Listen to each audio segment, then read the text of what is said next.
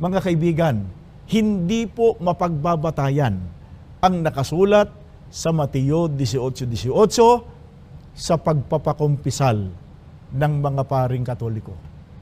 Mga kaibigan, hindi po mapagbabatayan ang nakasulat sa Mateo 18:18 sa pagpapakumpisal ng mga paring Katoliko. Sa puntong ito ng ating programa, kung hindi ka pa nakasubscribe, pakiclick po ng subscribe button at ang notification bell para updated po tayo sa ating mga susunod na videos. Kaya, let's go at simulan na natin! Magandang araw mga kapatid and welcome na naman sa isang extreme episode ng Factbusters PH. Sa ating episode ngayon ay sasagutin natin ang isang video ng Iglesia ni Cristo ni Manalo tungkol sa programa nilang Ang Pagbubunyag, na yung title ng nasabing episode nila ay Ang Tunay na May Kapangyarihang Makapagpapatawad ng Kasalanan. At yung host nito walang iba kundi si Victor Sandoval, mga kapatid. Alam naman po natin na ang sakramento ng kumpisal ay itinatag ni Kristo ayon sa Biblia. At ito ay isang bagay na ibinigay po sa mga apostol ng ating Panginoong Jesucristo. At yan ay bababasa dito po sa Mateo, Kapitulo 18, versikulo 18. Ganito po ang ating mababasa. Tandaan ninyo, anumang ipagbawal ninyo dito sa lupa ay ipagbabawal sa langit. At ang ipahintulot ninyo dito sa lupa ay ipahihintulot sa langit. Ayon po sa ating nabasa, ang ipahintulot ng mga apostol dito sa lupa ay ipinahihintulot din sa langit, mga kapatid. Alam naman po nila na itong talatang ito, ang batayan ng Iglesia Katolika. Panoorin natin ang sasabihin ni Victor Sandoval, mga kapatid. Ano pa ang pinagbabatayan ng mga paring Katoliko sa kanilang pagpapakumpisal? Alinsunod po sa kanila na kanino raw ang kapangyarihan ngayon na makapagpatawad ng kasalanan at ano ring mga talata ang kanilang sinisitas. Ang dala naming aklat ay Aklat Katoliko. Ito po ay pinamagatang Siya ang inyong pakinggan, ang aral na Katoliko. Ang sumulat nito isang pari na si Ginoong Enrique Demond. Babasahin natin ang nakatala dito po sa pahina 209. Ang may kapangyarihang makapagpatawad ng mga kasalanan. Ngayon, ang kapangyarihang makapagpatawad ng mga kasalanan ay nasa mga obispo at mga pari ng Iglesia Katolika. Tunay nga, ang kapangyarihang hindi ibinigay ng Diyos sa mga anghel at mga arkanghel man, at sa alin pamang pulutong na nasa langit, ay ibinigay niya sa mga taong nagpapari na sinabi sa kanila, ang lahat na inyong talian sa ibabaw ng lupa ay tatalian naman sa langit, at ang lahat na inyong kalagan dito sa lupa ay kakalagan naman sa langit. Mateo 18:18. Ang mga saserdote o pare ay nagpapatawad ng mga kasalanan sa sakramentong pagkukumpisal sa lugar ng Diyos. Mga kaibigan, narinig po ninyo alinsunod po sa sumulat ng aklat na ito, ang kapangyarihan daw ngayon na makapagpatawad ng kasalanan ay nasa mga obispo at pari ng Iglesia Katolika. Sipin niyo yun, mga kaibigan. Ano ang kanilang ibinibigay na dahilan? Ang sabi pa ng paring si Enrique Demond, sapagkat sila raw, ang mga pari, ay nagpapatawad ng kasalanan sa lugar ng Diyos. At yun nga, sinitas nila yung nakasulat sa Mateo 18:18. Ang nakalagay doon na ang talian sa lupa ay tatalian sa langit at ang kalagyan sa lupa ay kakalagyan sa langit. Sana napansin po ninyo. Sana mapansin po ninyo, mga mahal naming mga sumusubaybay. Matatalino po kayo. Pinalilitaw nila na ang pagkakalag ay ang pagpapatawad ng kasalanan. Alam pala niya sige. So ayon po sa kanya, mga kapatid, ayon sa doktrina ng Iglesia Katolika, ang pagkakalag ay ang pagpapatawad ng kasalanan ayon sa Mateo 18:18. At nagbasa pa siya ng aklat, yung aklat na Siya ang inyong pakinggan na isinulat po ni Father Enrique Demon. At nakikita niyo po sa screen ang kanyang keynote. Mamaya ay babasahin natin, ano? Sige. So, tanong, totoo ba itong kanyang mga sinasabi, mga kapatid? Sige, susuriin natin yan. Okay, puntahan muna natin yung aklat na kanyang pinagbatayan. Itong siya ang inyong pakinggan ni Enrique Demon sa page 209. At nakikita nyo sa screen yung kanyang keynote. Ayan. Ayan pa. O, di ba? At kung mapapansin, meron pong ... Ayan na naman yung ... na yan eh. Mga kapatid, ano? O, sige. Pero itutuloy natin. Ayan, no? Ipapakita natin yung iba pa. Ayan. At heto pa. At heto pa. O, yan, ha? O, at eto pa. Diba? Pero, ano ba ang stand nila tungkol sa batayang ito ng Iglesia Katolika? Itong nasa Mateo 18:18. Ano ba daw ang tinutukoy na tatalian at kakalagan sa nasabing talatang ito? Itong sinasabi kasi na inyong talian sa lupa at inyong kalagan sa lupa. Dito sa salin na ang dating Biblia. Ano ba ito? Itong tinutukoy na tatalian sa langit at kakalagan sa langit. O ito, panoorin natin muli si Victor Sandoval, mga kapatid. May mahalagang mapansin tayo, mga kaibigan. Kung ang ikinakalag ay kasalanan, ano lilitaw na kanilang itinatali? O di lilitaw na kasalanan ng kanilang itinatali, pagkat ayon sa kanila, yun din ang kanilang kinakalag. Pero mga kaibigan, suriin natin sa liwanag ng mga katotohanang nakasulat sa Biblia. Hindi po ng ating opinyon o ng ating palapalagay o kuro-kuro. Alin po ang itinuturo ng Biblia na panali o pamigkis? Pakinggan ninyo sa Efeso 6:14, ay ganito ang pahayag ni Apostol Pablo. Dinggin natin. Magsitibay nga kayo na ang inyong mga baywang ay may bigkis na katotohanan na may sakbat na baluti ng katwiran. O, narinig po ninyo ang pamigkis o ang tali, yun ang katotohanan.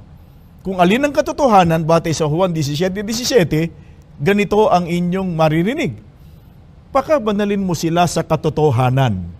Ang salita mo'y katotohanan. Alin po ang katotohanan na siyang panali o pamigkis? Ang salita ng Panginoon Diyos. Ang salita ng Diyos na nakasulat po sa Biblia. Paano ho ang pagtatali nitong mga salita ng Panginoon Diyos na nakasulat sa Biblia?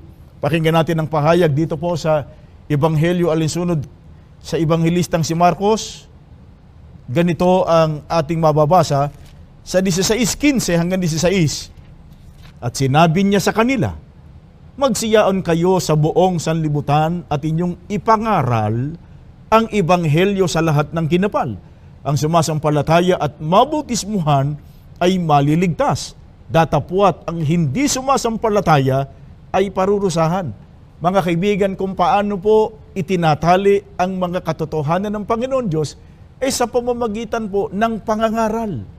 Pangangaral ng mga tunay na sinugo ng Panginoon Diyos. Ang sumampalataya sa kanilang pagtuturo o pangangaral ay maliligtas. Ayan, so napanood po natin si Victor Sandoval, mga kapatid. Ayon po sa kanya, itong nakasulat daw sa Mateo 18:18 na tatalian sa lupa at yung pagtatali daw sa langit. Ayon sa kanya, ito daw ay tumutukoy sa pangangaral ng salita ng Diyos. At yung mga pinagbatayan niyang talata, Efeso 6:14. Kasi dito sa talatang ito, ang pamigkis daw o ang tali ay katotohanan daw ayon sa kanya. Pagkatapos yung nakasulat naman sa Juan 17:17 na yung katotohanan daw na ito ay tumutukoy sa salita ng Diyos. Ibig sabihin, ang katotohanan na siyang pantali o pamigkis ay ang salita ng Diyos na nakasulat daw sa Biblia. At binasa niya rin ang Marcos 16:15 at 16. At sa mga nasabing talatang ito, itinatali ang mga katotohanan ng salita ng Diyos at ito ay sa pamamagitan ng pangangaral ng salita ng Diyos, mga kapatid.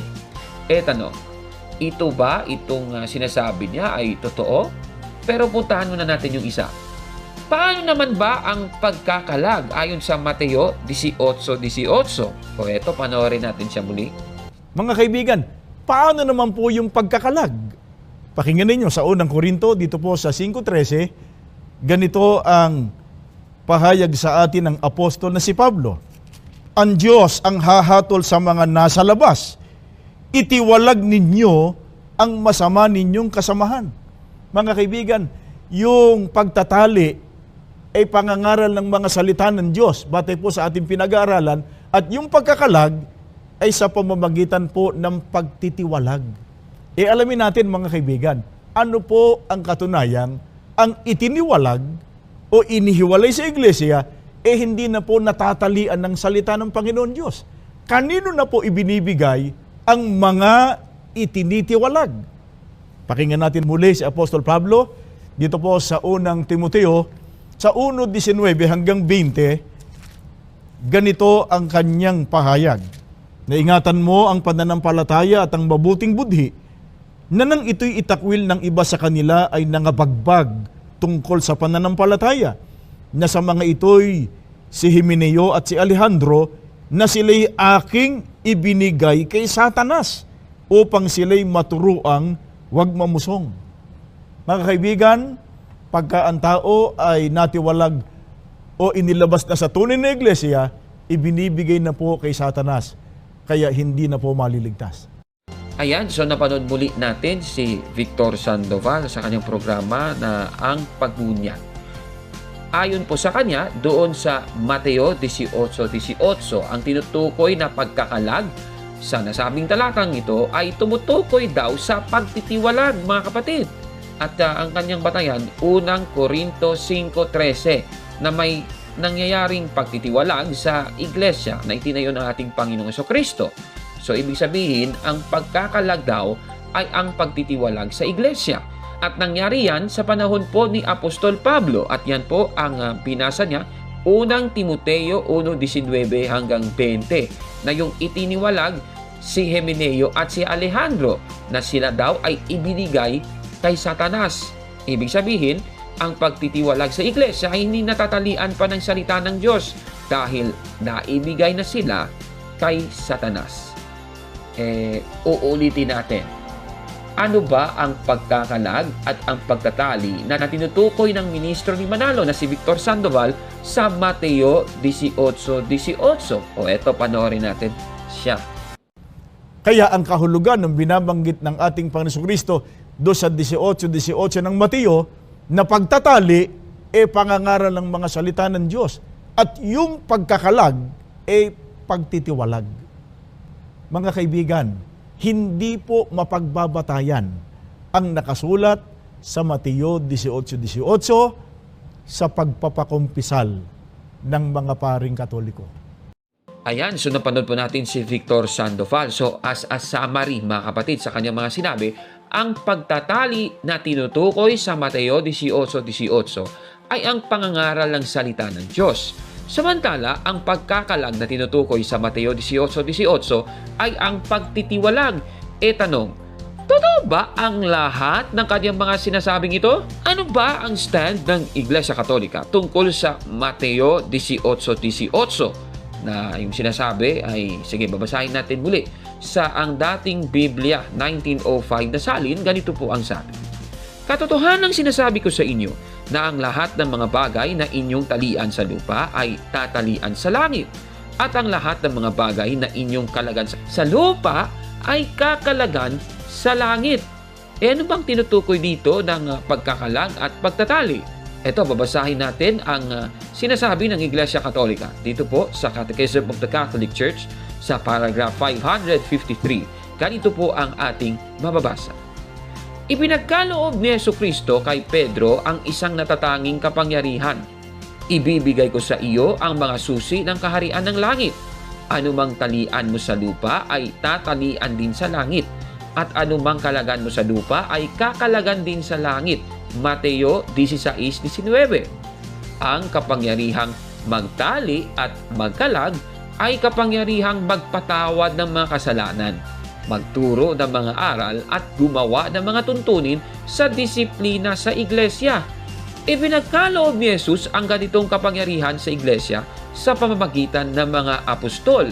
At yung punot na yun, Mateo 18:18. Mula po sa ating nabasa mga kapatid, sa Iglesia Katolika, ang pagtali at pagkalag sa Mateo 18:18 ay hindi lamang po sa Sacrament of Confession tumutukoy, kundi sa pagturo ng mga aral at ganun din sa paggawa ng mga tuntunin sa disiplina sa Iglesia, mga kapatid.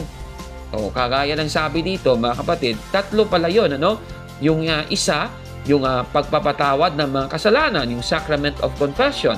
Pangalawa, yung pagtuturo ng mga aral. Doon din pala tumutukoy yun. At aral din ng Iglesia Katolika, yung pagtali at pagkalag, tumutukoy din sa paggawa ng mga tuntunin ng disiplina sa Iglesia, mga kapatid.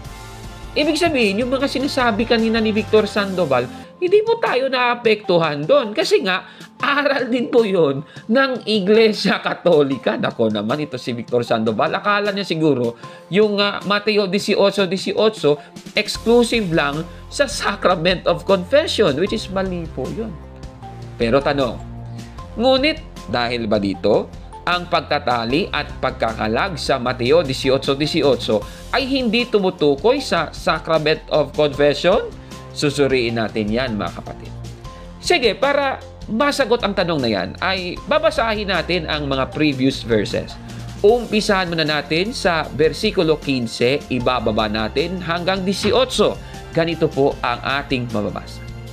At kung magkasala laban sa iyo ang kapatid mo, pumaroon ka at ipakilala mo sa kanya ang kaniyang kasalanan na ikaw at siyang mag-isa. Kung ikaw ay pakinggan niya, ay nagwagi ka sa iyong kapatid. Tatapwat, kung hindi ka niya pakinggan, ay magsama ka pa ng isa o dalawa, upang sa bibig ng dalawang saksi o tatlo ay mapagtibay ang bawat salita. At kung ayaw niyang pakinggan sila, ay sabihin mo sa iglesia.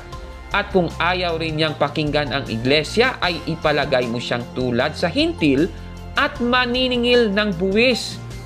Katotohanang sinasabi ko sa inyo na ang lahat ng mga bagay na inyong talian sa lupa ay tatalian sa langit. At ang lahat ng mga bagay na inyong kalagan sa lupa ay kakalagan sa langit. Base po sa context pala ng Mateo 18:18, mula sa previous verses, lumalabas po na ito po ay tumutukoy sa pagpapatawad ng kasalanan. Babalikan natin yung talata. Sa versikulo 15, kung magkasala ang kapatid mo sa iyo, kayo muna yung mag-usap. Pero, ano bang sabi? Kung hindi kakayanin, dapat magsama ka pa ng mga tinatawag nating witnesses, para mag-ayos kayo. Pero kung hindi talaga kaya, doon papasok ang iglesia, mga kapatid. Paano ngayon kung nagkasala ka, hindi sa isang tao, kundi sa Diyos? Pupunta ka doon sa iglesia, mga kapatid. At merong makikinig na mga pari sa iglesia, mga kapatid, para ayusin ang iyong kasalanan sa Panginoong Diyos. Yun po yun, mga kapatid. Ulitin ko po, ang sabi sa talata, Mateo 18:17, at kung ayaw niyang pakinggan sila, ay sabihin mo sa iglesia. Di ba? Sacrament of Confession nga yun. Nako naman. Pagkatapos, to the extreme, kapag hindi mo pinakinggan ang advice ng iglesia, ano bang sabi sa talata? Ipapalagay ka daw na ikaw ay isang tulad sa hintil at maniningil ng buwis. Yan nga yung pagtitiwalag. Yan nga yung sinabi kanina ni Victor Sandoval. Hindi naman tayo tutol doon. Yan nga yung aral natin. Ako naman. Ngayon, in the reverse, doon sa ating sinabi kanina, kung ayaw niyang pakinggan ang iglesia, pwede siyang itiwalang ng iglesia. Pero kung pinakinggan niya ang iglesia, sino ang makapagbigay ng kapatawaran sa kanya? Paano niya malalaman, mga kapatid, kung siya ay pinatawad na? Nako naman, ito talagang si Victor Sandoval, katunayan, mapapatunayan yan ng Juan 20:23. Ganito po ang ating mababasa. Sino mang inyong patawarin ng mga kasalanan, ay ipinatatawad sa kanila. Sino mang hindi ninyo patawarin ng mga kasalanan, ay hindi pinatatawad. Napakaliwanag po na nakasulat ayan sa Biblia. Katunayan nga, ang mga Protestant Bible scholars ang nagpapatunay na ang pagpapatawad sa kasalanan ng tao ay kabilang din sa pagkakalag at pagtatali. O eto, babasahin natin ang mga nakasulat na ito. Una, umpisahan muna natin sa Expositor's Greek Testament Commentary ng komentary niya sa Mateo 18:18. Ganito po ang ating mababasa. Matthew 18:18. Renewed promise of power to bind and loose. This time not to Peter alone, as in Matthew chapter 16 verse 19, but to all the 12, not kuha apostles with ecclesiastical authority, but kuha disciples with the ethical power of morally disciplined men. The 12, for the moment, are for Jesus, the ecclesia. They were the nucleus of it, the binding and loosing generically, exercising judgment on conduct. Here, specifically, treating sin as pardonable or the reverse, a particular exercise of the function of judging. Klarong-klaro po ng nakasulat na ito. Ibig sabihin, dalawa yung senaryo to the extreme. Kung ikaw ay hindi patatawarin dahil napakalaki ng kasalanan mo, pwede kang itiwalag. Meron namang pagtitiwalag sa Iglesia Katolika, di ba? Natalakay na natin yan noon. Pero, mga kapatid, kung ikaw ay patatawarin, paano mangyayari yun? Paano mo malalaman na pinatawad ka na ng Diyos? Diba? So, klarong-klaro po yun. Talagang sacrament of confession yun, mga kababayan. Uulitin natin. The binding and loosing generically, exercising judgment and conduct. Here, specifically, specifically yung nakalagay. Treating sin as pardonable. Ibig sabihin, patatawarin yung kasalanan mo. Klarong-klaro po yan. Protestant Bible scholar ang nagsabi niyan. O ito pang isa. Babasahin naman natin sa The Complete Pulpit Commentary ng commentary niya sa Matthew chapter 18 verse 18. Ganito po ang ating mababasa dito. The binding and loosing in a restricted sense and in logical connection with what precedes refer to the confirmation and authorization of the sentence of the ecclesia, which is not valid, so to speak, in the heavenly court till endorsed by Christ's representative, the apostles, whether the verdict was the excommunication of the offender, bind, or his pardon and restoration, loose. The ratification of the apostles was required and would be made good in heaven. Uy, napakaliwanag nun. Yung pagtatali, ayon sa reference na ating nabasa, ay tumutukoy sa excommunication, yung pagtitiwalag. Pero yung pagkakalag, tumutukoy yun sa sacrament of confession, yung pagbibigay ng pardon and restoration, mga kapatid. Kaya itong sinasabi ni Victor Sandoval, Mga kaibigan, hindi po mapagbabatayan ang nakasulat sa Mateo 18:18 sa pagpapakumpisal ng mga paring Katoliko. ang masasabi ni Cabor, no? Busted! Yan! Mali yan! Nako naman, ha? Sandali. Muli, ang sakramento ng kumpisal ay itinatagpo ng ating Panginoong Jesucristo ayon po sa Biblia. Pamasahin natin para patunayan yan sa 2 Korintos 5:18 hanggang 19. Yung babasahin nating salin, yung New International Version, ganito po ang sabi. All this is from God, who reconciled us to Himself through Christ and gave us the ministry of reconciliation. That God was reconciling the world to Himself in Christ, not counting people's sins against them. Dito po sa talatang ito, ibinigay po ng Diyos ang ministry of reconciliation. Yung ministry of reconciliation, nagdadala yun ng sakramento ng kumpisal, mga kapatid. Ano po masasabi ninyo sa ating episode ngayon? Paki-comment po sa baba, mga kapatid. At kung like mo ang video na ito, paki-smash ng like button at mag-subscribe sa ating YouTube channel sa Factbusters PH. Kaya huwag maniwala sa sabi-sabi. I-check muna kung fact nga talaga. Hanggang sa susunod na episode, ako po si Gabon. At ito ang Factbusters! Mga kapatid, magandang araw po. at kapayapaan ay maghari sa ating isipan at sa ating puso. At follow and subscribe Factbuster PH at The Beloved Catholic sa Facebook page ni Kaburnok. At abangan nyo si Kaburnok, no?